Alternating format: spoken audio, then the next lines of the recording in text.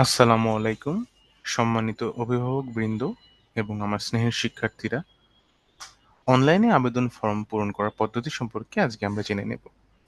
নিম্নে উল্লেখিত ধাপসমূহ অনুসরণ করে অনলাইনে আবেদন ফর্ম পূরণ সম্পূর্ণ করতে হবে। এক্ষেত্রে আমাদের প্রথমে যে কোনো ইন্টারনেট ব্রাউজার হতে এই ওয়েবসাইটটিতে যেতে হবে। cadetcollege.army.mil.bd অথবা cadetcollegeadmission.army.mil.bd ওয়েবসাইটে প্রবেশ করতে হবে। আবেদন ফর্ম পূরণের জন্য উক্ত ওয়েবসাইটের অ্যাডমিশন মেনুতে ক্লিক করতে হবে। আমরা একটু দেখি নিম্ন বর্তিত যে চিত্র আছে এখানেই দেখো কর্নারে দেখা যাচ্ছে অ্যাডমিশন। সেই অ্যাডমিশনে ক্লিক করলে আমরা চলে যাব। এখন অ্যাডমিশন মেনুতে ক্লিক করার পর welcome to cadet college admission 2025 এর মেইন পেজ ওপেন হবে। আমরা একটু দেখে নেব যে কিভাবে আমরা অ্যাপ্লাই নাও বা সাইন আপ করতে পারি। সো এখানে দেখা দেখা যাচ্ছে যে অ্যাপ্লাই সাজেশন, তার উপরে অ্যাপ্লাই নাও অথবা সাইন আপ এই অপশনটা আছে। এই ইন্টারফেসটা আমরা দেখতে পাচ্ছি। সো অ্যাপ্লাই নাওতে আমরা ক্লিক করব। অ্যাপ্লাই নাও অথবা সাইন আপ বাটনে ক্লিক করার পরে আমরা নিম্নবর্তিত একটা এই যে পেজ, সেই পেজটা ওপেন হবে এবং উল্লেখিত সকল তথ্য আমরা এইখানে প্রদান করব। সো আমি যদি একটু জুম ইন করি তাহলে এখানে দেখা যাচ্ছে যে ইন্টার অ্যাপ্লিকেন্টস নেম, এখানে আমাদের নাম লিখতে হবে। অর্থাৎ বার্থ সার্টিফিকেট অনুযায়ী যে বাচ্চার নাম, সেই নামটা এখানে লিখতে হবে। একটা ভ্যালিড মোবাইল নাম্বার দিতে হবে এবং ইউজার আইডি ক্রিয়েট হওয়ার জন্য একটা পাসওয়ার্ড দিতে হবে। এটা হচ্ছে এমন এক ধরনের পাসওয়ার্ড দিতে হবে যেটা আমাদের জন্য সহজ হয় মনে রাখতে। এমন টাইপের একটা পাসওয়ার্ড দেব। দেওয়ার পরে আমরা সেই পাসওয়ার্ডটাকে আবার রিটাইপ করব।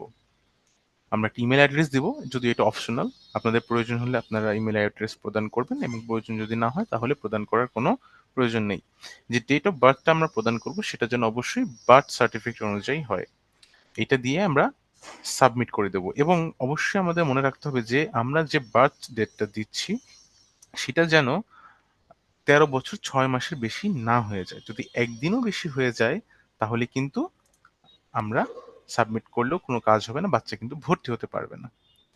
আচ্ছা, এবার রেজিস্ট্রেশন সাকসেসফুল হয়ে গেলে মোবাইল নাম্বারে ইউজার আইডি এবং পাসওয়ার্ড প্রদান করা হবে। অর্থাৎ আমরা যে পাসওয়ার্ডটা এখানে দিব সেই পাসওয়ার্ডটাই প্রদান করা হবে এবং একটা এক্সট্রা ইউজার আইডি প্রদান করা হবে।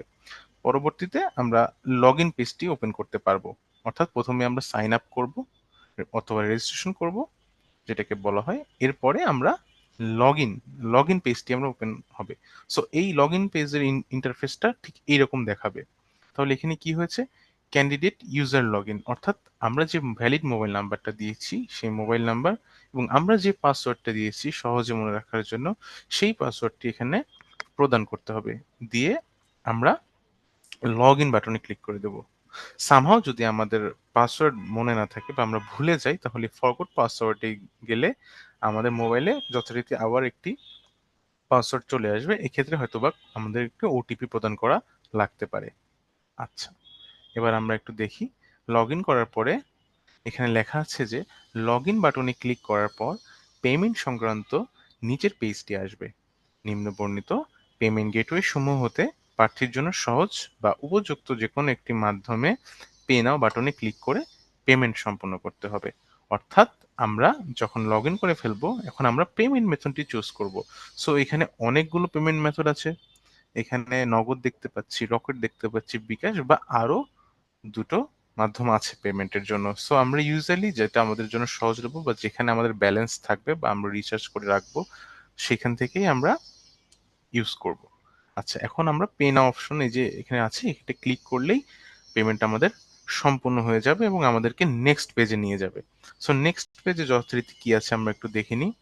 নেক্সট পেজটা থেকে আমাদের 6টি ধাপে অ্যাডমিশন সম্পূর্ণ হবে। তো প্রথম প্রথম ধাপটা একটু আমরা দেখি।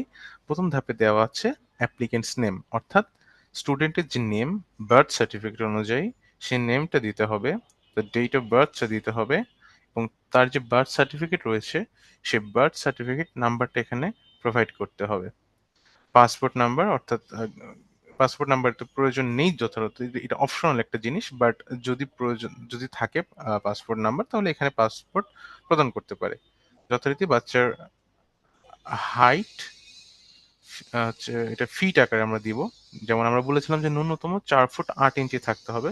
সো বাচ্চার যে হাইট, সেই হাইটটা আমরা দিয়ে দেবো, হাইট, ইঞ্চ, তার ওয়েটটা দিয়ে দেবো সেটা কত, তার রিলিজিয়ন যদি হয় ইসলাম, হিন্দু, বৌদ্ধ বা খ্রিস্টান সেটা হলে আমরা দিয়ে দেবো। আচ্ছা, এবার হচ্ছে আই উইথ গ্লাস বা লেন্সেস, আয়ের যে আহ, মাপ, মানে আয়ের যেটা পাওয়ার সেটা আমরা এখানে বসিয়ে দেবো। এটা সবচেয়ে ভালো হয় যদি একজন মেডিকেল অফিসারের থেকে অ্যাপ্রুভাল নিয়ে দেখানো যায়, বা তার থেকে শুনে নিয়ে যেটা এক্সাক্ট আসে সেটা দেওয়া, অথবা কোনো অপটিক্যাল স্টোর, যেটাকে আমরা দোকানে চশমার দোকান বলি, সেখানে গিয়েও আমরা এটার খোঁজ নিতে পারবো। সো চোখের মাপ বা চোখের যে যোগ্যতাটা আছে সেটা আমরা এইভাবে ফিল আপ করে দেব। আচ্ছা, মাদার টাং অবশ্যই বেঙ্গলি, যদি অন্য হয় অন্য দিতে পারি, কিন্তু আমরা জানি যে আমাদের মাদার টাং বেঙ্গলি হয়। আচ্ছা, কো কারিকুলার অ্যাক্টিভিটিস, এখানে হচ্ছে যে আমাদের স্টুডেন্ট যে বিষয়ে পারদর্শী সেই বিষয়ে এখানে কো কারিকুলার অ্যাক্টিভিটিসের নাম সে দিয়ে দেবে। কেউ ডিবেটে ভালো করবে, হ্যাঁ, তো কেউ সিঙ্গিং আছে, কেউ ডান্সিং আছে, সে যেটা আছে সে এখানে দিয়ে দেবে। আচ্ছা, আর এক্সট্রা কারিকুলার অ্যাক্টিভিটিস এর মধ্যে এখানে স্পোর্টস আছে, স্পোর্টস এর মধ্যে football, volleyball, cricket, handball, hockey, এগুলো সে ফিল আপ করে দেবে। ওকে। আর অ্যাপ্লিকেন্টস ফটো, আমরা আগেও বলেছি যে অ্যাপ্লিকেন্টস ফটোর জন্য এক কপি রঙিন ছবি লাগবে, সেটা এখানে আপলোড করে দিতে হবে। পাসপোর্ট সাইজ ছবি, এটা যে কোনো কম্পিউটারের দোকানে বা কোনো হচ্ছে ল্যাবে গেলে, ফটো ল্যাবে গেলে তারা পাসপোর্ট সাইজ ছবি আমাদের জন্য বের করে দেবে। আচ্ছা, আর যে বার্থ সার্টিফিকেট আছে সেটার একটা সফট কপি এখানে আপলোড করে দিতে হবে পিডিএফ করে। এটা হয়ে গেলে আমাদের স্টেপ 1 কমপ্লিট হয়ে যাবে। এখন আমরা চলে যাব স্টেপ 2 তে। এখানে যদি আমরা একটু দেখি যে পার্সোনাল ইনফরমেশন সঠিকভাবে পূরণ করার পর ফাদার্স ইনফরমেশন প্রদর্শিত হবে। উক্ত পেজের পিতার সকল তথ্য সঠিকভাবে পূরণ করার পর সেভ অ্যান্ড নেক্সট বাটনে ক্লিক করতে হবে। অর্থাৎ প্রত্যেকটা স্টেপ শেষে আমরা সেভ অ্যান্ড নেক্সট বাটনে ক্লিক করব। এখন আমরা আসবো স্টেপ স্টেপ 1 এর পার্সোনাল ফ্যামিলি ইনফরমেশনে। অর্থাৎ এখানে আমাদেরকে যেটা করতে হয়, ফাদার্স ইনফরমেশন, অর্থাৎ অ্যাপ্লিকেন্টের আমরা ফাদারের নেম লিখবো ইংলিশে। এখানে বলা হচ্ছে যে applicants father name as per NID. Okay, আর যদি সে মারা গিয়ে থাকে তাহলে সেটা লেটে ক্লিক করতে হবে, অথবা এলআইভি থাকলে এলআইভি ক্লিক করতে হবে। এবার তার এনআইডি নাম্বারটা দিতে হবে, তার পাসপোর্ট নাম্বার, এটা অপশনাল, যদি থাকে সেটা দেব, না হলে প্রয়োজন নেই। ম্যারিটাল স্ট্যাটাস সিলেক্ট করে দিয়ে দিতে হবে, রিলিজিয়ন যেটা সিলেক্ট করে দিয়ে দিতে হবে, পাশাপাশি কন্ট্যাক্ট নাম্বার দিয়ে দিতে হবে, তার ডেট অফ বার্থ দিতে হবে, মান্থলি ইনকাম যেটা, সেই ইনকামটা এখানে লিখতে হবে, তার প্রফেশনটা এখানে দিতে হবে, প্রফেশনাল ডিটেলস অর্থাৎ সে কোথায় জব করে সে বিষয়ে দিতে হবে, একটা ট্যাক্স আইডেন্টিফিকেশন নাম্বার যেটা সেটা দিতে হবে, বা যদি এক্স ক্যাডেট হয় তাহলে সেই এক্স ক্যাডেট তাকে ক্লিক করতে হবে, আদারওয়াইজ প্রয়োজন নেই। এডুকেশনাল কোয়ালিফিকেশন দিতে হবে সিলেক্ট করে, এখানে গ্র্যান্ডফাদারের নাম লিখতে হবে, তার প্রফেশন লিখতে হবে, গ্র্যান্ডমাদারের নাম লিখতে হবে, তার প্রফেশন লিখতে হবে। আচ্ছা, এক্ষেত্রে এখন আমরা আসি নেক্সটে, সেটা হচ্ছে পার্মানেন্ট অ্যাড্রেস। এখানে ডিস্ট্রিক্ট, সিটি কর্পোরেশনের আন্ডারে যদি হয় তাহলে সে প্রথমে ডিস্ট্রিক্ট দিবে, তারপরে সিটি কর্পোরেশনের নাম দিবে, উপজেলা বা থানার নাম দিবে, অ্যাড্রেস যথারীতিভাবে অ্যাড্রেসটা ফিল আপ করে দিতে হবে। এক্ষেত্রে যেটা করতে হয় সেটা হচ্ছে প্রথমে গ্রামের নাম লিখতে হবে, আহ, তারপরে গ্রামের নাম লেখার পরে তার ওয়ার্ড যদি থাকে সে ওয়ার্ডের নাম লিখবে, আহ, তারপরে যদি তারপর সে লিখবে তার উপজেলা বা থানার নাম, তারপরে তার পোস্ট অফিস লিখবে, পোস্ট অফিস নাম্বার লিখবে, এবং জেলার নাম লিখলেই অ্যাড্রেস কমপ্লিট হয়ে যাবে আশা করছি। তারপরে পার্মানেন্ট অ্যাড্রেসটা দিতে হবে, সরি প্রেজেন্ট অ্যাড্রেসটা দিতে হবে। প্রেজেন্ট অ্যাড্রেসটা হবে হচ্ছে যদি সেম থাকে পার্মানেন্টের সাথে তাহলে এখানে একটা ক্লিক করলেই হয়ে যাবে, আর যদি না থাকে তাহলে নতুন করে আবার এগুলা ফিল আপ করে দিতে হবে। যথারীতি এখানে আমরা ফাদারের এনআইডি কপি আমরা হচ্ছে সাবমিট করে দেবো। প্রথমে ফার্স্ট পেজ যাবে, তারপরে সেকেন্ড পেজ যাবে, তারপরে আমরা সেভেন নেক্সট করে ফাদার্স ইনফরমেশন এখানে আমরা ক্লিক করে দেবো। তারপর আমরা আসি নেক্সট স্টেপে। নেক্সট স্টেপটা কি, ফাদার ইনফরমেশন সঠিকভাবে পূরণ করার পর মাদার্স ইনফরমেশন প্রদর্শিত হবে। তারপরে এখন মাদার্স ইনফরমেশনটা ঠিক একইভাবে আমরা করে ফেলবো যেভাবে এখানে দেওয়া আছে, যথারীতি এখানে যা যা চাচ্ছে সেই বিষয়গুলো আমরা এখানে কমপ্লিট করে দেব। আচ্ছা, যদি কোনো প্যারেন্টসের স্টেপ স্টেপ ফাদার থাকে বা স্টেপ প্যারেন্টস থাকে তাহলে সেই তথ্যগুলোকে সিলেক্ট করে দিতে হবে, আর যদি না থাকে তাহলে নট অ্যাপ্লিকেবল করে সেভেন নেক্সট অপশনে ক্লিক করলে আমরা নেক্সট ইন্টারফেসে চলে যাব।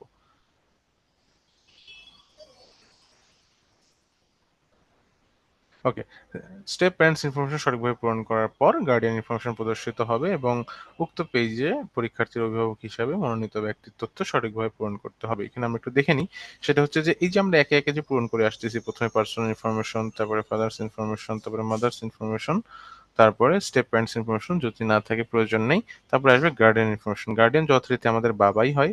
বাবা যদি বেঁচে না থাকে তাহলে মাকে আমরা গার্ডিয়ান করে যথারীতি সেভাবে পূরণ করে দিব। এখন আমরা আসবো সিবলিংস ইনফরমেশনে। যদি আপনি আমাদের স্টুডেন্ট বাবা মায়ের একমাত্র সন্তান হয় তাহলে অনলি চাইল্ডে ক্লিক করতে হবে। যদি না থাকে তাহলে সিবলিংস টাইপ সিলেক্ট করতে হবে, যে ব্রাদার অর সিস্টার। তারপর সিবলিং এর নেম দিতে হবে, তার বয়স দিতে হবে, রিলেশনশিপ দিতে হবে, যে এল্ডার না ওল্ডার। তারপরে এডুকেশন ইনফরমেশন দিতে হবে, যদি ক্যাডেট কলেজের হয় তাহলে ক্যাডেট কলেজ দিতে হবে। তার হাউস দিতে হবে, হাউস নাম্বার দিয়ে দিতে হবে আর কি। আর সে কোন ক্লাসে অধ্যয়ন করছে এবং তার ক্যাডেট নাম্বার দিতে হবে। এটা বাধ্যতামূলক যদি সিবলিং ক্যাডেট কলেজে পড়ে। তবে এটা হয়ে যাওয়ার পরে আমরা 7 নেক্সট করে স্টেপ 2 তে চলে যাব। এইভাবে আমাদের স্টেপ 1 শেষ হয়ে যাবে। এখন যথারীতি স্টেপ স্টেপ 2 তে আমরা দেব হচ্ছে এডুকেশনাল ইনফরমেশন, অর্থাৎ বাচ্চা যে ক্লাস 5 এ পড়েছে সে 5 এর এডুকেশনাল ইনফরমেশন। সেটাতে আমাদের প্রথমে আসবে মিডিয়াম অফ ভার্সন। আমরা দেখব কি বাচ্চার মিডিয়াম অফ ভার্সন হচ্ছে, যদি বাংলা থাকে তো বাংলা, যদি ইংলিশ হয় তাহলে ইংলিশ সিলেক্ট করব।